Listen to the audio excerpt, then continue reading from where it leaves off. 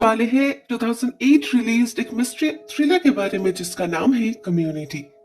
ये कहानी स्टार्ट होती है एक यंग मैरिड कपल बॉबी और ट्रेसी को दिखाते हुए जो बहुत डेस्परेटली अपने जिंदगी में किसी बदलाव का इंतजार कर रहे थे। बहुत सारे अरमान थे उनके जो उन्हें पूरा करना था, जिंदगी में आगे बढ़ना था।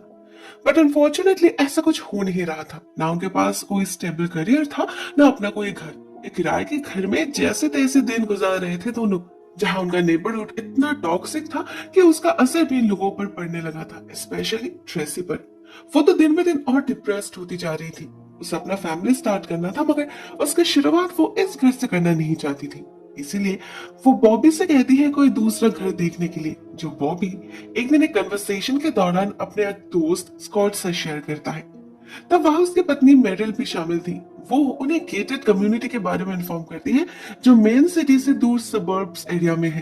लोकली उसे द कॉमन्स कहा जाता है। बेस्ट स्कूल, बेस्ट इंफ्रास्ट्रक्चर और एक से बढ़िया एक घर। उसे तो बहुत पसंद था, बट अनफॉर्चुनेटली उनका सिलेक्शन नहीं हुआ, जो कि बिल्कुल अनएक्सपेक्टेड था, क्योंकि वहां जो मैनेजर थी कैंडेंस, वो इनिशियली तो बहुत इंटरेस्ट ले रही थी, मगर फिर पता नहीं क्या हुआ, बात आगे ही नहीं बढ़ी। कोई कारण तो बताया नहीं गया, लेकिन मेरिल को बार बार यही लगता है कि फाइनल मीटिंग के दौरान जब उन्होंने कहा था कि उनका सेकंड बेबी लेने का कोई प्लान नहीं है, तभी से उस मैनेजर का इंटरेस्ट भी कम होने लगा था। इट्स वियर्ड, शायद इसका कोई मतलब ही नहीं, बट स्टिल उसके मन में यह बात बैठ चुकी थी। On the other hand, Scott को तो वो जगह कुछ खास नहीं लगी थी, कुछ ज्यादा ही पॉलिश्ड लगी थी उल्टा। मगर हाँ, फैसिलिटीज तो है। बॉब चाहे तो एक बार जाके देख सकता है। ट्रेसी भी यही चाहती थी, तो वह देर नहीं करती, अगले दिन ही बॉब को लेकर वहां जाकर हाजिर हो जाती है और पहली नजर में ही उस जगह से प्यार हो जाता है उसे। सच में वहां सब कुछ इतना वेल ऑर्गेनाइज्ड था, इतना शांत, कंफर्टेबल, वेलकम एटमोस्फियर था, ऐसे वो लोग जन्नत में पहुंच चुके हैं। बिल्कुल ऐसे ही नेबरहुड की तो तलाश थी ट्रेसी को अपने बच्चे के लिए। ऊपर से घर देखकर तो वो ऑलमोस्ट श्योर हो जाती है कि उसे यहीं रहना है। मगर बॉब प्रैक्टिकली सोच रहा था, उसे पता था जहां सब कुछ इतना बढ़िया है वहां कॉस्ट भी जरूर अच्छा होगा। उनके पास इतना पैसा कहाँ। तो वो लोग मैनेजर यानी कि केंजल से कोई छोटा सा घर दिखाने के लिए कहते हैं जिसे वो अफोर्ड कर सके। मगर वो बताती है यहाँ तो बस यही एक घर खाली है, वो भी इसलिए क्योंकि इस घर के मालिक को काम के सिलसिले में कहीं और शिफ्ट करना पड़ा, नहीं तो यहाँ घर हार्डली खाली होता है। वो लेडी उनकी मजबूरी समझ पा रही थी, फिर भी वो उन्हें एप्लीकेशन भरने के लिए इंसिस्ट करती है। ट्राई करने में कोई हार्म तो नहीं है ना, क्या पता उनका लक फेवर कर जाए। सरप्राइजिंगली होता भी यही। कुछ दिन बाद ही उन्हें खबर मिलती है कि वो सिलेक्टेड है, और तो और उन्हें अच्छा खासा लोन भी मिल चुका है। ये सब इतना अनरियल था कि बॉब को तो यकीन करने में भी प्रॉब्लम हो रही थी। वो तो इनफैक्ट केंडल से पूछ भी लेता है कि उन्हें इतना एडवांटेजेस मिल रहा है बिना किसी वजह के, मगर क्यों? What's the catch? इसका एक बहुत इंटरेस्टिंग जवाब देती है कैंडेंस। कहती है इस कम्युनिटी को बनाने के पीछे बस एक ही मकसद था कि यहाँ एक एक्सटेंडेड फैमिली क्रिएट करना, जहाँ हर परिवार एक दूसरे को अपना समझे, हमेशा एक दूसरे को सपोर्ट करे। और इसे मेंटेन करने के लिए उन्हें बहुत ही क्रूशियल फिल्टरेशन प्रोसेस से गुजरना पड़ता है, जहाँ ज्यादातर लोग सिलेक्टेड ही नहीं होते। मगर इस कम्युनिटी को इंक्रीज करने के लिए उन्हें यंग लोगों की जरूरत भी तो है ना। इसीलिए जो भी सिलेक्टेड होते हैं वो इस कम्युनिटी के लिए बहुत खास होते हैं। उनके हर एक सुख सुविधा का ख्याल रखा जाता है यहाँ, जिससे वो यहाँ खुशी खुशी रह सके और अपने खुशहाल जिंदगी से इस कम्युनिटी को और फ्लरिश कर सके। अब बॉब ऐसे जवाब के लिए रेडी नहीं था, ओवरवेल्म्ड फील कर रहा था वो। कितनी अच्छी सोच है इन लोगों की। इस सब के बाद भी अगर उसने मना कर दिया तो नुकसान होने का होगा, जो वो करना नहीं चाहता था। इसीलिए वो उसी दिन सारे फॉर्म सबमिट कर देता है और बाद नेक्स्ट वीक अपने सारे सामान के साथ उस घर में शिफ्ट भी कर जाता है। सरप्राइजिंगली उनके सारे नेबर्स आते हैं उन्हें वेलकम करने। सभी बहुत खुश थे, उन्हें कांग्रेचुलेट कर रहे थे। मगर बॉब और ट्रेसी के लिए तो ये कल्चर शॉक था, लिटरली। अगले कई दिनों तक उन्हें सेलिब्रिटी जैसा ट्रीटमेंट मिलता रहता है। सभी को उनके बारे में सब पता था। जहां भी जा रहे थे सभी उन्हें ग्रीट कर रहे थे। इवन कुछ नेबर्स तो उनके घर भी आ जाते। उनमें से फिल नाम का एक बंदा बहुत अजीब था। बात बात पर जोक्स क्रैक करना आदत थी उसकी, मगर उसकी सभी बातें मजाक लग तो नहीं रहे थे। जो भी हो, बॉब और ट्रेसी के लिए यह सब बहुत नया एक्सपीरियंस था। वो लोग बहुत इंजॉय कर रहे थे और इसके कारण उनका रिश्ता भी पहले से बेहतर होने लगा था। ट्रेसी का डिप्रेशन भी गायब हो चुका था, और तो और वो लोग अपना फैमिली प्लानिंग भी स्टार्ट कर चुके थे। इस सब के चलते 2 महीने कैसे बीत गए उन्हें पता ही नहीं चला। ऊपर से कम्युनिटी में नए होने के नाते इस बार का क्रिसमस पार्टी भी उन्हीं के घर में रखा गया था, तो उसके अरेंजमेंट्स भी करने थे। लेकिन उस पार्टी में कुछ ऐसा होता है जिससे बॉब को पहली बार कुछ ऑफ लगता है। वह फिल ने कुछ ज्यादा ही पी लिया था और अजीबोगरीब बातें करने लगा था वो, जो कोई मजाक नहीं था। काफी सीरियस एलिगेशंस थे। जैसे यार सभी खुश होने का दिखावा करते हैं, अंदर से तो सभी सड़ चुके हैं, सभी ने नकाब पहन रखा है और किसी को सच कहने की हिम्मत ही नहीं। वो भले ही नशे में थे, लेकिन उनकी ये बातें बहुत रियल साउंड कर रही थी। उनके पत्नी डेब्रा के बार बार कहने पर भी वो चुप ही नहीं हो रहे थे। फाइनली डेब्रा उन्हें थप्पड़ मारती है, जिससे वो जमीन पर गिर जाते हैं और बॉबी देखता है उनका एक पैर तो है ही नहीं, मतलब नकली है। उससे भी ज्यादा अजीब बात यह थी कि एक अपाहिज आदमी जमीन पर गिर गए हैं, लेकिन कोई भी उन्हें उठाने के लिए आगे नहीं आ रहा था। और ना जब बॉबी जाता है तब लोगों को पसंद आता है। वो लिटरली उससे छीन लेते हैं फिल को और उसे उसके घर छोड़ने जाते हैं। अगले कई दिनों तक वो कहीं दिखाई नहीं देता बॉबी को। फाइनली एक दिन डेब्रा से पूछने पर वो बताती है कि फिल के भाई की मौत हो चुकी है, तो वो उन्हीं के फ्यूनरल में गए हुए हैं। उधर इसी रात बॉबी एक बेहद अजीब चीज विटनेस करता है। उस रात ट्रेसी कुछ जल्दी ही सो गई थी, तो बॉबी बोर हो रहा था, तो वो टीवी देखने लगता है और ऐसे ही चैनल स्क्रॉल करते वक्त अचानक उसे एक औरत दिखती है जो बिल्कुल उनकी नेबर सैंड्रा की तरह दिख रही थी। वो अपने ही रूम में किसी दूसरे आदमी के साथ थी। अब ये क्या चल रहा था ऑनेस्टली बॉबी समझ नहीं पाता। उसे लगता है जरूर वो कोई मेलोड्रामेटिक सीरियल होगा। लेकिन इसके ठीक 2 हफ्ते बाद ही उसे इसका असलियत पता चल जाता है, जब एक दिन कैंडेस उसे किसी मीटिंग के लिए बुलाती है। वहां जाने पर बॉबी को एहसास होता है उस रात उसने जो देखा था वो सच में ही सैंड्रा थी। पूरे सोसाइटी को उसके इनफिडेलिटी के बारे में पता चल चुका है और ये मीटिंग उसी को सजा सुनाने के लिए है। सैंड्रा के साथ वहां उसका पति रॉन भी खड़ा था, लेकिन उसका इसमें कोई से ही नहीं था। सारे डिसीजंस तो कमेटी के लोग ही ले रहे थे। बॉबी को ये सब बहुत अजीब लगता है। सैंड्रा का पति उसके साथ क्या करेगा, उसे डिवोर्स देगा या उसके साथ रहेगा, ये तो उनका पर्सनल मैटर है ना, उसमें ये कमेटी क्यों घुस रहा है। लेकिन कोई इसकी बात ही नहीं सुनती। उल्टा उससे कहा जाता है कि ये कम्युनिटी एक परिवार है, यहाँ कोई पर्सनल स्पेस नहीं। अगर कोई गलती करे तो उसे सजा देने का हक सबको है। इससे उनका बॉन्ड और स्ट्रॉन्ग बनता है। ऐसे ही तो पिछले 20 सालों से यहाँ सब कुछ मैनेज हो रहा है सक्सेसफुली। वो भी और कुछ नहीं कहता, वो जैसे स्टंट हो चुका था। मगर इसके अगले दिन उसे जो बार्बरिज्म देखने मिलता है वो उसके लिए प्रिपेयर्ड नहीं था। उसे रास्ते पर एक जगह बहुत भीड़ नजर आती है, तो वो चेक करने जाता है और देखता है उस भीड़ के सेंटर में सैंड्रा को बांध रखा गया है। उसके चेहरे पर एक बिग मास्क है और सभी उसका तरफ गार्बेज फेंक रहे हैं। बच्चे पूरे सब, कोई प्रोटेस्ट नहीं कर रहा। इनफैक्ट सभी तो जैसे एंजॉय कर रहे हैं। एक ऑफिसर भी खड़े खड़े देख रहा है सब। फाइनली जब बॉबी इंटरफेयर करने जाता है तो खुद सैंड्रा उसे रोकती है, कहती है ये उसका अपना चॉइस है, प्लीज टांग मत अड़ाओ। लेकिन ऐसा पब्लिक ह्यूमिलिएशन कोई कैसे चूज कर सकता है, वो बॉबी समझ नहीं पाता। उसे बहुत खराब लगता है, तो वो वहां से निकल जाता है। सरप्राइजिंगली कुछ दिनों बाद जब उसे यही सैंड्रा रास्ते पर मिलती है, वो बिल्कुल अलग लग रही थी, बहुत खुश और जॉली और इमेंसली ग्रेटफुल भी। वो कहती है उस दिन जो हुआ सही हुआ। उस दिन अगर उसे वो सजा नहीं मिलती, ये कम्युनिटी इंटरफेयर नहीं करती, तो शायद उनका रिश्ता भी टूट चुका होता। अभी वो दोनों एक साथ हैं, एक हेल्दी मैरिड लाइफ बिता रहे हैं। इसका पूरा क्रेडिट जाता है इस कम्युनिटी को। A big thanks to them. साथ ही साथ वो उनके बच्चे के बारे में भी पूछती है, जो बॉबी को काफी शॉकिंग लगता है। आखिर उन्हें कैसे पता वो लोग फैमिली प्लानिंग कर रहे हैं। वो घर आता है और ट्रेसी से पूछने की कोशिश करता है, मगर उससे पहले ही उसे दूसरा झटका लगता है जब कैंडेंस खुद ये सवाल लेकर उनके पास आकर हाजिर होती है। अपेरेंटली वो इस चीज को लेकर परेशान थी कि ट्रेसी अभी तक प्रेग्नेंट क्यों नहीं हुई। इनफैक्ट वो तो कुछ फर्टिलिटी ट्रीटमेंट भी रेफर करती है। वो भी उसका ऑडेसिटी से लिटरली चौंक उठा था। ये तो कुछ ज्यादा ही हो गया। ये लोग कैसे कैसे उनके पर्सनल लाइफ में घुस सकते हैं। वो डायरेक्टली उन्हें उसके घर से निकल जाने के लिए कह देता है, मगर जाते जाते कैंडेंस बस एक ही बात कह जाती है कि वो लोग अपने कॉन्ट्रैक्ट को एक बार ध्यान से पढ़ ले। तब तो बॉबी या ट्रेसी इस बात का मतलब समझ नहीं पाए थे, मगर बाद में जब वो लोग कॉन्ट्रैक्ट को देखते हैं तब उनकी बोलती बंद हो जाती है। पता चलता है उस कॉन्ट्रैक्ट में कंडीशंस के जो लंबे लिस्ट थे, उसमें साफ साफ लिखा है कि अगर इस घर में शिफ्ट करने के 6 महीने के अंदर वो कंसीव नहीं कर पाए तो उनका प्रॉपर्टी बेदखल हो जाएगा। वो लोग अपने ही घर से निकाल दिए जाएंगे और डाउन पेमेंट का कोई रिफंड भी नहीं मिलेगा।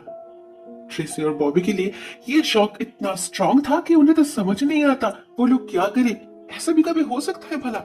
वो लोग उसी दिन खुद से कैंडेंस के पास जाते हैं और उससे इसको सोल्यूशन भी पूछते हैं। साथ में ये भी कि अगर उनका मिसकैरेज हो जाए या फिर वो लोग किसी कारण से ये घर छोड़ना चाहे तो। इसका जवाब भी ऑलमोस्ट सेम ही था। इन एनी वे उन्हें अपने पैसे वापस नहीं मिलने वाले। मतलब वो लोग यहाँ फंस चुके हैं, बिल्कुल किसी जू की तरह। इनके इशारे पर चलने के सिवा उनके पास और कोई ऑप्शन ही नहीं। ट्रेसी इस सब कॉम्प्लिकेशन में पड़ना नहीं चाहती थी, इसीलिए वो जल्द से जल्द कंसीव करने की कोशिश में लग जाती है। उसके दोस्त उसे समझाती है यहाँ अगर उसका बच्चा पैदा हो तो उसका फ्यूचर बिल्कुल सेट है, क्योंकि इस कम्युनिटी का कनेक्शन दूर दूर तक फैली हुई है। वो गवर्नमेंट सेक्टर हो या कोई प्राइवेट इंडस्ट्री, हर जगह इनका कनेक्शन है। उसके बच्चे को बड़े आसानी से कोई भी हाई पेइंग जॉब मिल जाएगा। ऐसे में एज अ पेरेंट उसे और क्या चाहिए। मगर दूसरी तरफ बॉब समझ चुका था यह कम्युनिटी के नाम पे कुछ और ही खेल चल रहा है। फैसिलिटीज के नाम पे उन्हें कैद किया जा रहा है। ऐसे ऐसे रूल्स एंड रेगुलेशंस बना रखे हैं इन लोगों ने जो किसी सिविलाइज्ड सोसाइटी में तो नहीं हो सकता। तो वो अपना कॉन्ट्रैक्ट स्कॉट को दिखाता है जिससे वो कोई वे आउट निकाल सके। मगर यहाँ पर सारे क्लॉज इतना वेल रिटन था कि स्कॉट पे कुछ कर नहीं पाता। फाइनली बॉबी उसे इस घर के लास्ट ओनर के बारे में पता करने के लिए कहता है ताकि उनसे वो जान पाए वो यहाँ से कैसे निकले थे। मगर स्कॉट जो उसे बताता है वो काफी शॉकिंग थी। पता चलता है उस नाम का कोई एग्जिस्टेंस ही नहीं है, कोई क्रेडिट हिस्ट्री नहीं, कोई बैंक अकाउंट नहीं, ऐसे वो है ही नहीं। अब इसका दो ही मतलब हो सकते थे, एक या तो वो मर चुका है या फिर तो वो मरने का नाटक कर रहा है, इंटेंशनली अपने आप को छुपा रखा है। मगर किससे और क्यों, ये तो बॉब भी समझ नहीं पाता। तो वो फिल और डेब्रा से पता लगाने की कोशिश करता है, लेकिन वो तो उससे बात करना नहीं चाहते थे। फिल की हालत कुछ ठीक नहीं लग रही थी, वो जैसे चाहकर भी कुछ बता नहीं पा रहे थे। बॉब को कुछ समझ नहीं आता वो क्या करे। सिचुएशन ऐसा बन चुका था कि ना चाहते हुए भी उन्हें इस कम्युनिटी के मुताबिक ही चलना पड़ रहा था। वो तो बिल्कुल हेल्पलेस थे। ऐसे में अगले महीने के अंदर ही ट्रेसी भी कंसीव कर लेती है तो उन्हें यह घर छोड़ना नहीं पड़ता। लेकिन बॉब समझ चुका था उस पर इस जगह का असर कुछ ज्यादा ही हो रहा है, शायद उसे पूरा सच बताना ही पड़ेगा। मगर बॉब को वो मौका ही नहीं मिलता, उससे पहले ही बहुत कुछ बदल जाता है। एक दिन जब वो लोग डॉक्टर के पास जा रहे थे तो अचानक ही उनकी गाड़ी के सामने सैंड्रा आ जाती है। बहुत डरी हुई थी, वो मदद मांग रही थी सबसे और ऐसा लग रहा था जैसे कोई उसे चेस कर रहा है। वो भी कुछ कर पाए इससे पहले एक दूसरी गाड़ी आकर ठोक देती है उसे। बेमौत मरना पड़ता है बेचारी को, वो भी सबके आंखों के सामने। मगर इस बार भी कोई कुछ नहीं करता, सभी ने जैसे अपनी आंखें ही बंद कर ली थी। उल्टा कुछ लोग तो ये कहने लगते हैं कि ये एक सुसाइड है, वो जानबूझकर गाड़ी के सामने आई थी। वो भी समझ जाता है ये भी इस कम्युनिटी की कोई कंस्पिरेसी है, तो वो और किसी बहस में नहीं जाता, चुपचाप वहां से निकल जाता है और घर आकर ट्रेसी से सब कुछ कहकर जल्द से जल्द इस घर से निकलने का प्लान बनाने लगता है। मगर यहाँ के लोग उन्हें जाने देता ना। उन्हें रियलाइज होता है वो लोग अपने घर में भी सुरक्षित नहीं, क्योंकि उनके हर कमरे के हर कोने में कैमरा और माइक्रोफोन्स लगे हुए हैं जो डायरेक्टली इस सोसाइटी के हर एक टीवी पर प्ले हो रहा है, रियलिटी शो की तरह। इस कम्युनिटी का कोई भी मेंबर जब चाहे उन्हें देख सकता है। और सिर्फ वो ही क्यों, यहाँ सबके घर में यही नियम है। हर एक के घर में उनके बेडरूम में भी कैमरास लगे हुए हैं। इसीलिए तो उस रात सैंड्रा के बारे में सबको पता चल गया था। यहाँ कोई पर्दा नहीं, कोई प्राइवेसी नहीं। ऐसे ही यहाँ पर सभी लोग एक दूसरे की लाइफ को कंट्रोल कर पाते हैं, क्योंकि यहाँ सबको सब दिखता है। जैसे अभी सबकी नजर बॉबी और ट्रेसी पर है। वो क्या कर रहे हैं, किससे मदद मांग रहे हैं, सब अपने घर बैठे ही देख पा रहे थे। और शायद इसीलिए डेब्रा और फिल चाहकर भी उनकी मदद नहीं कर पा रहे थे, क्योंकि उन्हें डर था इसकी सजा कहीं उनके बेटी को ना मिले। जैसे उस रात उस पार्टी में फिल ने जो सीन क्रिएट किया था उसकी सजा उसके भाई को मिली थी, ऐसे ही तो कंट्रोल में रखा जाता है यहाँ सबको। ऐसे में अगर यहाँ से निकलना है तो उन्हें एक सॉलिड प्लान की जरूरत थी, जिससे वो हमेशा हमेशा के लिए इस कम्युनिटी से पीछा छुड़ा पाए, जिससे वो लोग फिर कभी उन्हें ढूंढ ना पाए। इस प्लान में स्कॉट एंड मेरिल उनकी बहुत मदद करते हैं। बॉब उनसे कहता है उन सबके लिए नए आईडी कार्ड्स बनाने के लिए, जिससे यहाँ से निकलने के बाद कोई उन्हें ट्रेस ना कर पाए। सबसे पहले ट्रेसी और अपने बच्चे को सिक्योर करना चाहता था। वो 100% श्योर होना चाहता था कि वो अपने पेरेंट्स के साथ है, सेफ है। उसके बाद वो यहाँ से निकलेगा। फाइनली बहुत डिस्कशन के बाद ये प्लान फाइनल होता है कि एक दिन ट्रेसी अपने दोस्त के सामने बीमार होने का नाटक करेगी और बॉब तब उसे डॉक्टर के पास ले जाने के बहाने स्कॉट के घर छोड़ आएगा।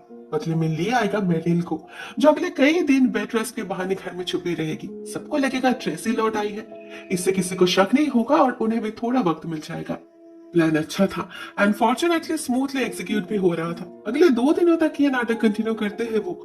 मगर बॉब को यह भी पता था कि लोगों को उन पर शक हो चुका है, क्योंकि अगले 2 दिनों तक ही लगातार टीवी पर बस उन्हीं के घर का लाइव टेलीकास्ट चल रहा था। भली मेरे विग पहनकर कितना ही खुद को ट्रेसी की तरह दिखाने की कोशिश क्यों ना कर ले, ऑलमोस्ट पूरा दिन ही रेस्ट के बहाने ब्लैंकेट के नीचे क्यों ना छुपे रहे, शक तो उन्हें हो रहा था। और शायद इसीलिए हर रोज कोई ना कोई आ रहा था ट्रेसी को विजिट करने, जबकि बॉब ने पहले दिन ही मना कर दिया था। साथ में इसी समय एक और चीज विटनेस करता है बॉब। उसके घर के ठीक सामने कुछ बच्चे खेल रहे थे, मगर ये खेल बिल्कुल भी नॉर्मल नहीं था। कुछ दिन पहले इस कम्युनिटी के लोगों ने सैंड्रा के साथ जो किया था, ये उसी का रेप्लिका था। अपने अनजाने में ही एक इनह्यूमन एक्ट को कॉपी कर रहे थे ये बच्चे। क्या पता अगर उनका बच्चा यहाँ पैदा होता तो वो भी शायद इन्हीं की तरह बनता। बॉब को तो सोचकर ही डर लगने लगा था, बट थैंक गॉड ऐसा नहीं होगा। ट्रेसी जरूर अब तक अपने पेरेंट्स के घर पहुंच चुकी होगी। अभी बस उन्हें इंतजार करना है स्कॉट के कॉल का। उसका कॉल आते ही वो और मेरिल भी यहाँ से निकल पड़ेंगे। लकीली उन्हें ज्यादा इंतजार करना नहीं पड़ता, उसी दिन कॉल आ जाता है। लेकिन बॉब और मेरिल के निकलने से पहले कैंडेस उनका झूठ पकड़ लेती है। कम्युनिटी के सारे लोगों के साथ उन पर हमला कर देती है। वो मेरिल को अलग ले जाती है और बॉब के हाथ पर बांध के उस पर टॉर्चर करने लगती है। उसे यह जानना था कि ट्रेसी कहाँ है। इस पॉइंट तक बॉब भी समझ चुका था उसके घर के प्रीवियस ओनर के साथ भी जरूर ऐसा ही कुछ हुआ था। जरूर इन लोगों ने उसे मार डाला होगा, तभी तो उसका कोई रिकॉर्ड नहीं। लेकिन ट्रेसी और अपने बच्चे को बचाने की खातिर बॉब मरने के लिए भी तैयार था, इसीलिए वो सारे टॉर्चर्स मुंह बंद रख के सहने लगता है। लेकिन उसे तो पता ही नहीं था ये लोग अपना काम निकालने के लिए किस हद तक गिर सकते हैं। बॉब कुछ देर के लिए बेहोश हो गया था।